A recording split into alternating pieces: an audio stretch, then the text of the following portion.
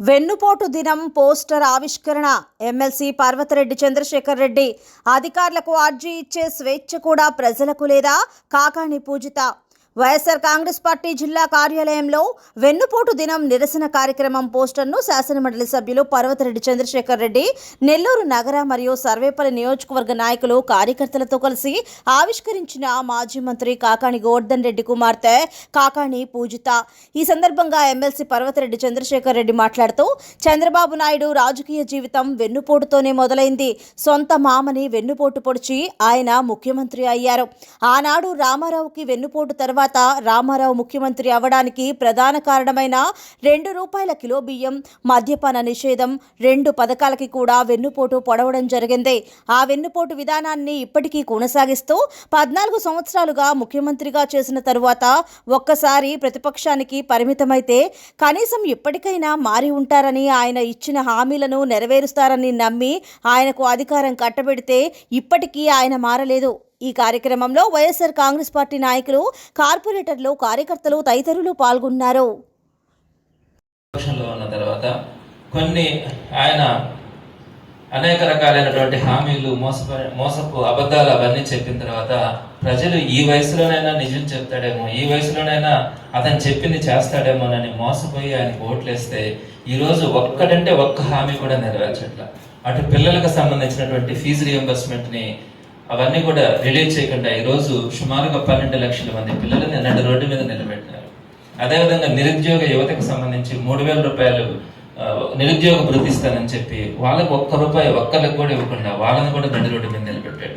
సుమారుగా 20 లక్షల ఉద్యోగాలు కల్పిస్తానని చెప్పి ఉద్యోగాలు కల్పించకపోగా సుమారుగా వాలంటీర్స్ అయితేనేమి, అలానే వైన్ షాప్స్ లో పనిచేసే వాళ్ళైతేనేమి, అలానే ఈ రేషన్ షాప్ వెహికల్స్ ఉండే వాళ్ళైతేనే ఇట్లా సుమారుగా 3 లక్షల మందిని నిరుద్యోగులుగా తయారు చేసి రోడ్డు మీద పెట్టినాడు. అంటే కొత్త ఉద్యోగాలు ఇవ్వకపోగా.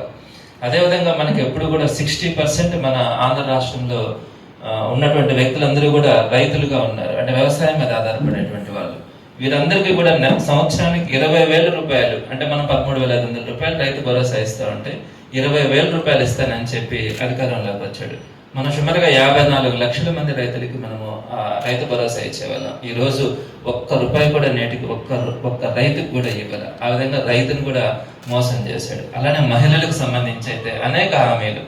ప్రతి 18 సంవత్సరాలు నిండినటువంటి ప్రతి మహిళకి నెలకు ₹1,500 లెక్కన సంవత్సరానికి ₹18,000. సుమారుగా 1 కోటి మంది మహిళలు ఉన్నారు 18 సంవత్సరాలు నిండినటువంటి వాళ్ళు ఎవరికి కూడా ఈ రోజుకి కూడా ₹1 మహిళలకు ఇంకా ఏం చెప్పారు, మీరు రాష్ట్రంలో ఎక్కడ తిరిగినా కూడా మీకు అంతా కూడా ఉచితంగా బస్సు ప్రయాణం ఉంటుందని చెప్పినాడు. కానీ ఈ రోజుకి కూడా దాన్ని అదిగో ఆగస్టు 15 అంటాడు, అక్టోబర్ 2 అంటాడు. ఈ విధంగా సంవత్సరాలు గడిచిపోతా ఉన్న వాళ్ళకైతే ఆ హామీ గురించి అయితే ఎట్లాంటి స్పష్టత ఇవ్వట్ల. ఈ విధంగా ప్రతి ఒక్కరిని కూడా 50 సంవత్సరాలు నిండినటువంటి బీసీ, ఎస్సీ, ఎస్టీ, మైనార్టీ వ్యక్తులందరికీ కూడా పెన్షన్ ఇస్తానని చెప్పినారు. దాన్ని కూడా ఈ రోజుకి అమలు చేయాలి. ఈ విధంగా ప్రతి అంశంలో కూడా మోసం చేసి మహిళలనైతేనేమి, పిల్లలనైతేనేమి, వృద్ధులనైతేనేమి, నిరుద్యోగులనైతేనేమి, రైతులనైతేనేమి, ఇలా ప్రతి ఒక్కరిని కూడా వెన్నుపోటు పొడిచి వాళ్ళు మాత్రం ఈరోజు అధికారంలో హ్యాపీగా ఉంటూ దీన్నంతా ప్రశ్నిస్తారన్న ఆలోచనతో ఎక్కడెక్కడైతే జిల్లాలలో ఇంపార్టెంట్గా ఉంటారో వాళ్ళందరి మీద కేసులు పెట్టి వాళ్ళందరినీ కూడా రిమాండ్లోకి పంపించి ఎవరు కూడా మాట్లాడే ధైర్యం చేయకుండా చేస్తున్నటువంటి ప్రయత్నం అయితే ఈరోజు రాష్ట్ర ప్రజలే కాదు దేశవ్యాప్తంగా కూడా ఈరోజు ఆంధ్ర రాష్ట్రం చూసి నవ్వుతా ఉన్నారు. అయితే ఈ వైఎస్ఆర్సీపీని ఈ విధంగా భయపెడితే వీళ్ళు గమనైపోతారు, ప్రజల తరపున మాట్లాడేవారు, లేకపోతే ప్రజలు రోడ్డు మీదకి వచ్చి చొక్కా పట్టుకున్న పరిస్థితులు ఉండవని ఆలోచనతో తెలుగుదేశం పార్టీ వాళ్ళు ఉన్నట్టున్నారు. ఎక్కడా కూడా బంతిని ఎంత గట్టిగా కింద కొడితే అంత శక్తివంతంగా పైకి లేస్తుంది. అదేవిధంగా వైఎస్ఆర్సీపీ కూడా ఎక్కడైతే విణిచివేయాలని ఆలోచిస్తా ఉన్నారో దానికి 2 ఇంతలుగా వైఎస్ఆర్సీపీ ముందుకెళ్లే అవకాశం ఉంది. ఈరోజు ఆ విధంగా కూడా ఎక్కడ ఏ కార్యక్రమం చేపట్టినా కూడా అధికార పార్టీ చేయలేనటువంటి కార్యక్రమాలను కూడా ఈరోజు ప్రతిపక్షంలో వైఎస్ఆర్సీపీ సగర్వంగా చేయగలుగుతా ఉన్నాం. మేము ఈరోజు వైఎస్ఆర్సీపీ నాయకులుగా సంతోషపడుతున్నాం, గర్వపడతా ఉన్నాం ప్రజల ముందుకు వెళ్ళడానికి. అదే ఈ రోజు తెలుగుదేశం పార్టీ నాయకులు రోడ్డు మీదకి వచ్చి నేను తెలుగుదేశం పార్టీ నాయకుడిని, కార్యకర్తలను చెప్పుకోవడానికి కూడా సిగ్గుపడతా ఉన్నారు. ఎందుకంటే వాళ్ళు చెప్పిన ఏ ఒక్కటి చేయగా తెలుగుదేశం పార్టీ ప్రభుత్వం వచ్చే సంవత్సరం పూర్తయి ఈ రోజుకి కూడా అన్ని వర్గాలని మోసం చేసింది. కాబట్టి దాన్ని వెన్నుపోటు దినంగా రాష్ట్ర వ్యాప్తంగా జరపాలని చెప్పి ప్రజల్ని దీంట్లో ఇన్వాల్వ్ చేయాలని జగన్మోహన్ రెడ్డి గారు ఆశించడం కూడా జరిగింది. అందులో భాగంగా కనీసం ఏంటంటే ఇలాంటి కార్యక్రమాలు చేసి మేము ఒత్తిడి చేస్తేనైనా కూడా తెలుగుదేశం పార్టీ ప్రభుత్వానికి కొంచెం చలనం వచ్చి కనీసం కొన్ని పథకాలైనా చేస్తుందనే ఆశ. సో ఆశతోనే ప్రజలందరినీ కూడా రిక్వెస్ట్ చేస్తా ఉన్నాం, అందరం కూడా కలిసి వెన్నుపోటు దినాన్ని ప్రభుత్వానికి కనువిప్పు కలిగేలాగా ఈ కార్యక్రమాన్ని చేద్దాం. తప్పకుండా మనం చేసే కార్యక్రమాల వల్ల ప్రభుత్వంలో చలనం రావాలి. ఏదైతే పేదలకు కానీ, వృద్ధులకు కానీ, మహిళలకు కానీ, రైతులకు కానీ, నిరుద్యోగులకు కానీ, విద్యార్థులకు కానీ ఇచ్చినటువంటి హామీలన్నింటినీ కూడా నెరవేర్చుకునే క్రమంలో తప్పకుండా ప్రజల పక్షాన వైఎస్ఆర్సీపీ ముందుండి పోరాడుతుందని తెలియజేస్తా ఉన్నాము. అలానే ఈరోజు దానికి సంబంధించినటువంటి పోస్టర్ని కూడా మేము విడుదల చేయబోతా ఉన్నాము. దీనికి సంబంధించి కాకాని గోవర్ధన్ రెడ్డి గారి కుమార్తె కాకాని పూజితమ్మ గారు ఈరోజు ఈ కార్యక్రమానికి రావడం కానీ, అలానే వైఎస్ఆర్సీపీ పార్టీ కార్యకర్తల నాయకులందరూ కూడా ఈరోజు హాజరు కావడం, అందరికీ కూడా పేరు పేరున ధన్యవాదాలు తెలియజేస్తున్నాం. 4వ తేదీ మనకందరికీ తెలుసు, ఇప్పుడే అన్న చంద్రశేఖర్ అన్న చెప్పారు, వెన్నుపోటు దినోత్సవం జరుపుకుంటున్నాము అని. మామూలుగా పార్టీల్లో కావాల్సిన వాళ్ళు, తెలిసిన వాళ్ళు ఒకరికొకరు వెన్నుపోటు పొడుచుకోవడం అనేది చూస్తున్నాం మనం ఈరోజు పాలిటిక్స్లో. కానీ ప్రజలకే వెన్నుపోటు పొడిచి వాళ్ళకి చేస్తామన్న పనులు చేయకుండా ఉన్న ఈ ప్రభుత్వంకి సంవత్సరం రోజులు పూర్తి చేసుకున్నందుకు వెన్నుపోటు దినోత్సవం జరుపుకుంటున్నాము. ప్రజలు కూడా ఈ కార్యక్రమంలో పాల్గొనాలి. వాళ్ళకి జరిగింది, ఈ రకమైన అన్యాయం జరిగింది, వాళ్ళు ఇలా మోసపోయారు అనేది రాష్ట్రం మొత్తం కలిపి ప్రభుత్వానికి తెలియజేయాలనేదే ఈ ప్రోగ్రాం యొక్క ఉద్దేశం.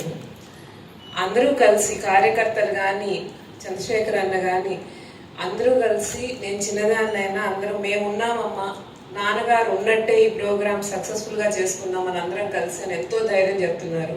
ఇంతమంది కలిసి అంతే మా నాన్నగారు ఉన్నప్పుడు ఎలా ఉంటుందో అలాగే ఈ కార్యక్రమం చేయాలనుకుంటున్నామండి. ప్రతి ఒక్కరికి పేరు పేరున ధన్యవాదం తెలియజేసుకుంటున్నాను. ఎందుకంటే ఈరోజు మా కుటుంబ సభ్యుల్లో ఒకరు జైల్లో ఉన్నారు, ఆయన కోసం మేమందరం కష్టపడాలి, నాన్నగారు లేకపోయినా కానీ పార్టీ పనులు యథావిధిగా చేయాలని అందరూ కష్టపడుతున్నారు.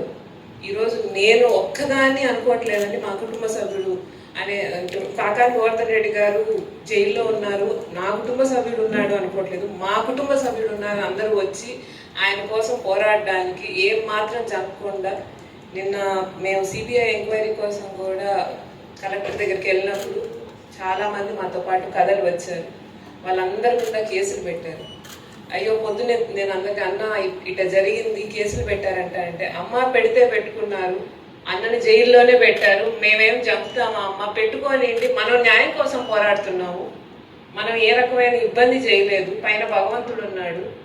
వెళ్ళి చాలా ఏమి హంగామాలు లేకుండా కేవలం జాయింట్ కలెక్టర్ గారికి ఒక అర్జీ ఇచ్చుకొని వెనక్కి వచ్చేటప్పుడు అందరూ అంటే అన్నగారి గురించి ఇలా అర్జీ ఇచ్చారు కదమ్మా ఏంటి అన్న ఆపేక్షతో మమ్మల్ని చూడడానికో లేకపోతే దానికోసం మాతో పాటు వచ్చిన వాళ్ళ మీద కేసులు పెట్టడం అనేది ఎంతవరకు న్యాయం? వాళ్ళకు ఉండదా అండి? కాకాని గోవర్ధన్ రెడ్డి గారు అంటే మా ఇంటి మనిషి అనుకునే వాళ్ళందరూ ఆపేక్ష కొద్ది వచ్చారు. ఏమైనా దానివల్ల ఏమైనా ఎవరికైనా ఇబ్బంది అయిందా? ఎవరినైనా కొట్టారా? ఎవరినైనా ఏమైనా చేశారా? అనవసరమైన కేసులు పెట్టి అంటే కాకాని గోవర్ధన్ రెడ్డి గారు అరెస్ట్ అక్రమం అని చెప్పే ప్రతి గొంతుని నొక్కేయండి. సరే, ఈరోజు కాకాని గోవర్ధన్ రెడ్డి గారి కోసం వచ్చే వాళ్ళందరినీ అరెస్ట్ చేస్తున్నారు. తర్వాత వాళ్ళ కోసం కూడా ఇంకొంతమంది కార్యకర్తలు వస్తారు. ఎంతమందిని అరెస్ట్ చేస్తారు? 1,00,000 మంది పైగా వెనకాల నిల్చొని ఉంటే అందరినీ అరెస్ట్ చేస్తారా? తర్వాత ఎక్కడ తీసుకెళ్ళి పెడతారండి? ఏ జైలు సరిపోతాయి? జైలు కూడా కొత్తగా కట్టించాలి. ఇప్పుడు ప్రజలకి పనిచేయడానికి డబ్బులు లేవు కానీ జైలు ఎక్కడి నుంచి వస్తాయండి? జైల్లో వీళ్ళని అందరినీ తీసుకెళ్లి జైల్లో పెట్టడానికి ఉన్న డబ్బులు ప్రజల సమస్యలు తీర్చడానికి ఎందుకు లేవు? ఇప్పుడు కాకాని గోవర్ధన్ రెడ్డి గారు మా అందరి మీద కేసులు పెట్టి ఇంత కష్టపెట్టే బదులు జనాలకి ఉపయోగపడవచ్చు కదా ఆ డబ్బులు, వీటికైనా కానీ ఖర్చు అవుతుంది కదండి. అందుకని ఇటువంటి పనులన్నీ మానేసి జనం కోసం పనిచేయండి, జనానికి మీరు ఇచ్చిన హామీలు పూర్తి చేయండి. అది ప్రభుత్వంగా మీరు చేయాల్సినటువంటి పని. కాబట్టి ఇటువంటి కార్యక్రమాలు జరగకుండా ఉంటాయి ఇక మీద ఆశిస్తున్నాను. తప్పకుండా 4వ తేదీ నాన్నగారిని ఆపి ఇక్కడుండే వాళ్ళ గలాలు ఆపలేరండి. ఆయన ఒక్క గొంతు ఆయన్ని నొక్కితే ఆయన కోసం వందలాది మంది మాట్లాడడానికి సిద్ధంగా ఉన్నారు. అది కూడా 4వ తేదీ వాళ్ళు ఖచ్చితంగా చూస్తారు. ఈ కార్యక్రమంలో సర్వేపల్లి నియోజకవర్గం తరపు నుంచి మన కాకాని గోవర్ధన్ అన్న పెదపాప పూజితమ్మ పాల్గొన్న పెదపాప పూజితమ్మ గారికి, అలాగే ఈ కార్యక్రమంలో పాల్గొన్నటువంటి సర్వేపల్లి నియోజకవర్గ నాయకులు, అలాగే నెల్లూరు సిటీకి సంబంధించిన నాయకులు అందరికీ పేరు పేరున ధన్యవాదాలు తెలియజేస్తున్నాం. ఈ కార్యక్రమాన్ని ఇంతటితో ముగిస్తున్నాం.